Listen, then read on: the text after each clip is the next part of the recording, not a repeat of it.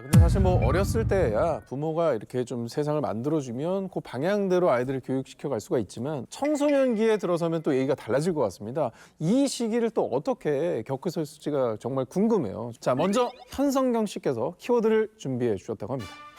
입시 준비 전에 땡땡을 걸러라. 이거는 이제 남친을 맞는 말인 것 같은데? 입시 준비 전에 빠지면 이성 친구한테 빠지면 공부 안 한다고 저는 연애를 걸러라, 게임을 걸러라. 게임. 게임? 정답을 말해주시죠. 네, 학원을 걸러라요.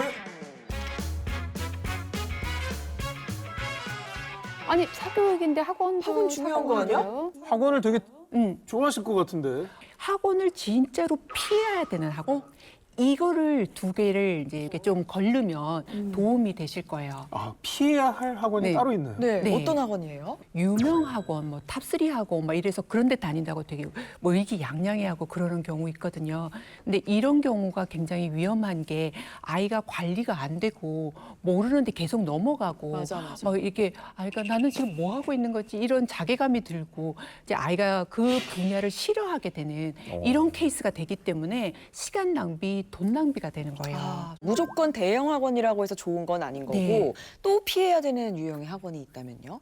그게 숙제가 엄청 많은 학원 이런 데를 피해야 돼요. 오. 그러니까 해도 끝이 없는 숙제, 다른 과목을 할 수 있는 시간을 안 줌으로써 아이가 그 과목에 대해서 질려버리고 트라우마가 생긴 거죠. 자, 그러면 이제 어떤 유형으로 골라서 학원을 선택하셨을지. 소규모형, 관리형 그런 학원을 택했는데요. 이게 어떤 부분에서 좋냐면 아이가 먼저 가서 우리 아이가 잘하는 부분이 뭔지 그리고 못하는 거에 구멍을 메꿔줄 수 있는지 그리고 진도를 아이에게 적절히 나갈 수 있는지 이해도 못하는데 진도만 막 나가면 아이가 굉장히 힘들거든요.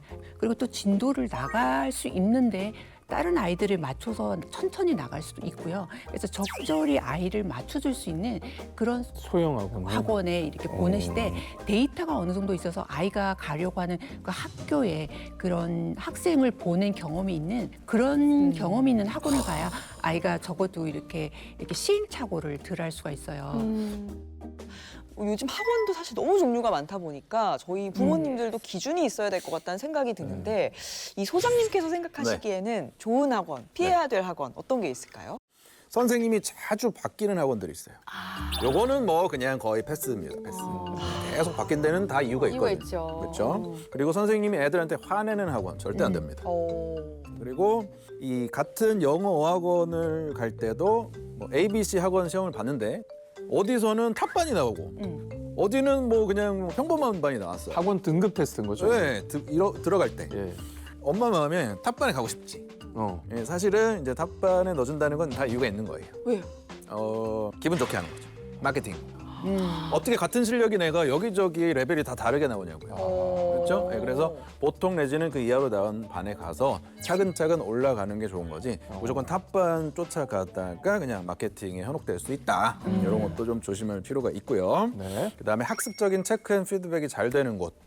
예, 가끔 이제 어머님들 보면 뭐 온라인 메신저를 이용해가지고 그 아이의 뭐 일거수일투족 뭐 표정이 어때요 이런 거 막 보내주는 거를 관리라고 생각하시는 분들이 있어요. 그게 관리가 아니고 이 친구가 수학학원에 갔으면 수학적인 성장이 어떻게 되고 있고 이런 부분들을 집에서 좀 더 보충해 주세요. 저희는 이런 거를 학원에서 해주겠습니다. 이런 게 많이 되는 학원이 저는 관리가 잘 되는 학원이라고 생각해요. 그래서 그런 거를 잘 살필 필요가 있습니다. 네. 자, 그럼 이제 본격적으로 이제 홈스쿨링에 관련된 얘기를 해보도록 하겠습니다. 이게 사실 쉬운 일도 아니고 엄청나게 과감한 결단이어서 그 아이의 어떤 요청이었나요? 아니면 어머님의 결단이었나요? 제가 제안을 초등학교 때부터 하기는 했으나 그걸 제가 절대 강요할 수는 없잖아요. 그러니까 엄청 중요한 일인데 인생이 달린 문제이기 때문에 자연스럽게 아이가 그때 영원히 자퇴를 하는 것도 아니고 1년 정도 정원의 관리를 한번 해볼까라고 그렇게 시도했던 게 자연스럽게 입시까지 이어지게 된 거예요. 아니 저 사실 김선미한테 여쭤보시고 저희 딸은 네. 툭하면 난 학교 가기 싫어를 네. 입에 달고 살거든요. 네. 가기 싫다. 그러면 과감하게 결정하는 것도 그러니까 이게 과감한 결정으로 돌이킬 수 없다가 아니라 얼마든지 다시 돌아갈 수가 있거든요. 원복이 된대요. 예. 이 프로그램이나 시스템이 굉장히 자유롭고 유동적이어가지고 학교 생활을, 그러니까 학교 밖에서 학교 생활을 담임 선생님도 계시고요, 번호도 다 있고요, 합창대회나 체육대회 다 갈 수 있어요. 보통 한 학교에 그러면 어느 정도 되나요? 이런 이제 프로그램 선택하는 그러니까 저 비율이? 한의할 때는 그렇게 많지는 않았고, 그리고 하더라도 어떤 교회 학교로 이동을 하거나 대안학교를 가거나 이런 엄마들의 공동육아 같은 건 많이 했는데 저처럼 아예 그냥 나와서 프로그램 없이 했던 케이스는 많지 않은데 요즘은 굉장히 많아진 걸로 알고 있어요. 자, 그래서 김선미 씨가 홈스쿨링의 가장 중요한 키워드 하나를 준비해 오셨다고 합니다. 함께 만나보시죠. 아이와 부모는 땡땡 스포츠를 해야 한다. 댄스 스포츠. 아까 춤 좋아한다고 네. 네. 춤도 좋고 댄스. 귀족 스포츠 어떤가요? 귀족 네. 스포츠. 귀족 스포츠. 그래 뭐 승마 이런 거 시키면 대학교 잘 갈 수 있는 거 아닌가요? 귀족 스포츠. 귀족 조정. 조정. 네. 라크로스. 하키. 요즘에 또 폴로 그렇게 많이 해요. 정답 알려주시죠. 네, 엄마랑 아이와 함께 2인 삼각 스포츠를 해야 한다입니다. 그러니까 아이가 특히나 이제 입시를 준비할 때는 아까도 말씀드렸던 것처럼 부모가 너무 깊이 관여를 해도 안 되고 대화가 너무 많아도 안 되고 그리고 아이에게 어떤 풀어줘야 될 자율적인 부분도 되게 많기 때문에 그러니까 같이 호흡을 맞추고 이런 속도를 맞추고 같이 구령을 붙여서 해야 된다는 약간 중의적인 표현이거든요. 계속 이렇게 관찰하면서 그거에 맞춰서 약간의 도움을 주면은 아주 좋은 성과를 낼 수 있다고 생각을 해요. 근데 방금 말씀하신 것처럼 맞춰준다라는 말씀을 하셨는데 네. 뭐 부모의 뜻대로 뭐 끌고 가는 것도 옳지 않다라고 생각은 하지만 네. 너무 맞춰주기만 하는 것도 또 정답은 아니잖아요. 그렇죠. 장인어 양육태도 검사라는 게 있습니다. 그래서 상담센터 가시면은 나의 부모로서의 양육 태도를 점검해 볼 수 있는 이거 검사가 해봐야겠다. 있는데요. 해보시면은 어떤 부모님은 이제 열정맘, 에너지 넘치고 막 그냥 확 이런 타이거 이런 분이 계시고, 두 번째는 교도관 같은 분도 있어요. 속네. 설명이나 뭐 칭찬 같은 거 생략하기로 한다. 딱 와닿네. 시키는 대로 하라고. 교도관 그렇죠. 스타일. 교도관 스타일. 이런 분도 계시고, 조부모 스타일도 계세요.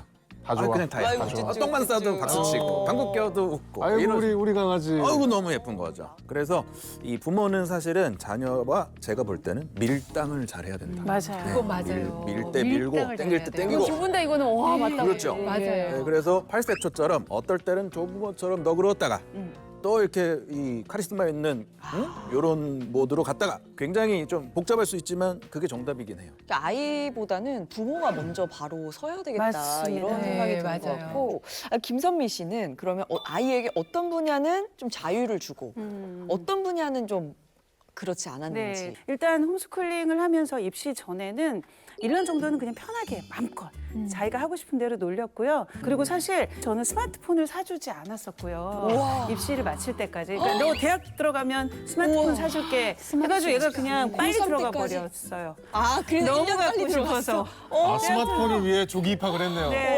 이것도 되게 어떻게 보면 좋은 효과인데. 와. 그러니까 농담반 진담반으로 그랬고요. 미디어에 풀어놔 버리면 그냥 바로 노예가 맞아요. 돼버리잖아요. 네. 그때 굉장히 폭발적으로 집중도나 몰입할 수 있는 능력이 많이 향상됐다라는 것을 느끼고 얘기를 하더라고요. 그 루틴은 조금 이렇게 좀 했으면 하고 짜주신 거예요.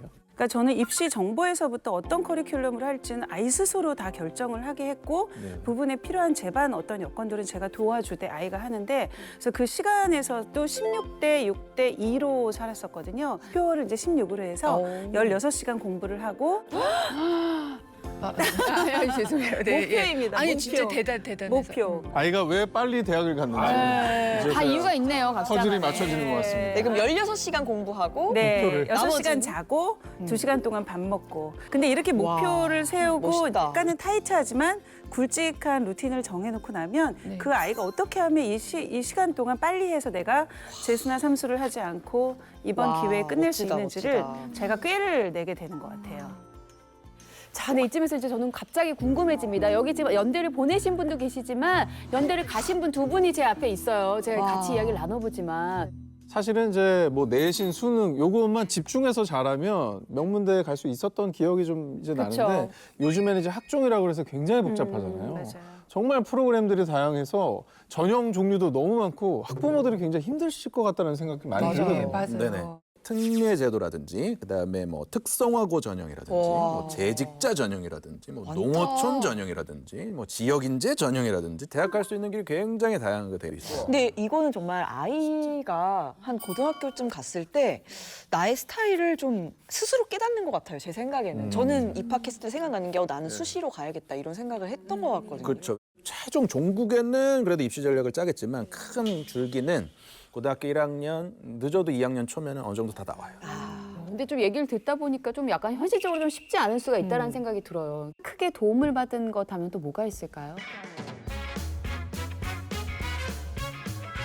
그 어머니께서 사용하신 아주 꿀팁. 정말 핫플레이스가 좀 있다고 들었습니다. 아, 네. 네. 이것 때문에 친구들이랑 학부모님들이 몰래 과외한다고 정말 욕 많이 했는데요. 네.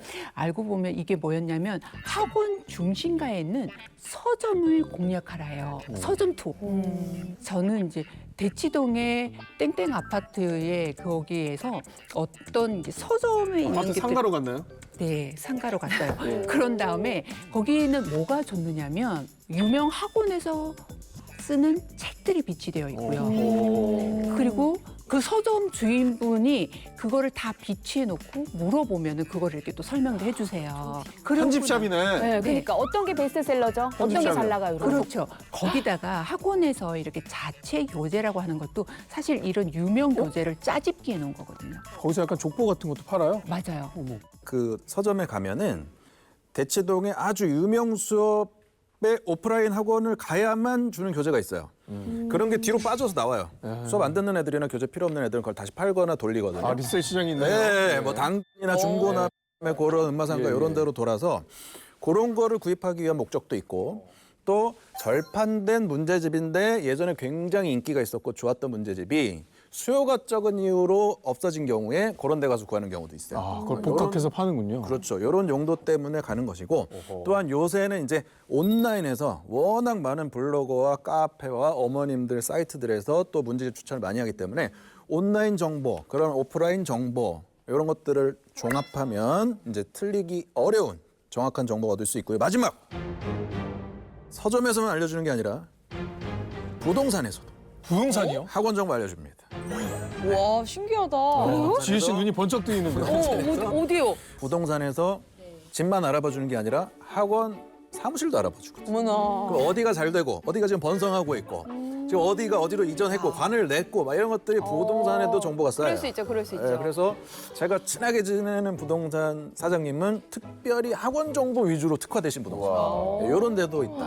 야, 알 이거 수 있어요. 솔깃하네요. 저는 예. 사실 대치동에 그 칼국수 맛집이 있거든요. 그 네. 상가에. 칼국수 맛집, 떡볶이 맛집, 그렇죠, 뭐 다양한 맛집들이 있어서 자주 가는데 퇴근길에 한번 싹 들려보세요. 한번 예, 다른 칼국수 시야를 먹을 겸해서 가지고. 네. 2층 한번 가보고 네. 부동산 한번 가보고. 그러니까 어찌 보면 그 학원이나 이런 부분들은 정말 너무 복잡하고 너무 해야 될 것도 많고 준비해야 될 것도 많고 막 숨이 막힐 정도인데 근데 그렇지 않고 인터넷 강의가 굉장히 좋은 컨텐츠들이 정말 많거든요. 인강 선생님들의 어떤 퀄리티가 너무나 훌륭해서 하은이는 그거를 되게 많이 활용해서 공부를 많이 했고 결국은 혼자서 암기하고 반복하고 훈련하는 시간이 훨씬 더 많아야 되는 거잖아요. 혼자 공부하는 시간. 그래서 제가 지금 가지고 나온 게 있는데요. 그러니까 이거는 한 인강 정리 노트거든요. 인터넷 수능 사탐. 네, 사탐이거든요. 와, 그러니까 사탐이 또 어떡해. 예, 끔찍하시죠? 이렇게 그냥 들으면서 탐색 필기법으로 자기가 나름대로 자기한테 중요한 내용들을 저 인쇄하는 거 아니죠? 아닙니다. 손으로 다 16시간 했기 썼고요. 때문에 네. 가능합니다. 그러니까 결국은 자기가 하고 자기가 정리한 내용이 가장 자기 것이 맞아, 되는 맞아. 지름길인 것 같아요. 야, 너무 꼼꼼하다. 정말. 진짜로. 근데 진짜 들어보니까 명문대 입학이 이게 하루아침에 이루어지는 게 아니네요. 정말 뭐 테트리스 쌓듯이 네. 막 네, 네. 차곡차곡 쌓아 놓은 것들이 입시 때 딱 빛을 발하는 네. 네, 그런 결과를 낳을 것 같아요. 네. 결국에는 돌고 돌아서 결과가 잘 나오는 친구의 공통점은 어머님들의 문제 해결력이 좋고 그러고 아이가 전통적인 과목인 국영수를 잘 했을 때는 네. 걱정하지 않아도 좋은 대학에 알아서 모셔간다. 네, 그러니까는 너무 이런 거에 휘둘리지 말고 기본에 충실했으면 좋겠습니다. 자, 오늘은 수능 D-3일 특집 입시에 성공하신 학부모와 입시 전문가분을 모시고 내 아이 자녀 교육법에 대해서 알아봤습니다. 네, 뭐 수능을 목전에 두고 지금 많은 부모님들이 엄청나게 떨리고 긴장을 하실 텐데 마지막까지 우리 수험생들 실수 없이 노력한 만큼 좋은 결과 있었으면 좋겠습니다. 네. 자, 아낌없는 비법 풀어주신 두 학부모님과 그리고 이병훈 소장님 오늘 감사드립니다. 감사합니다. 감사합니다.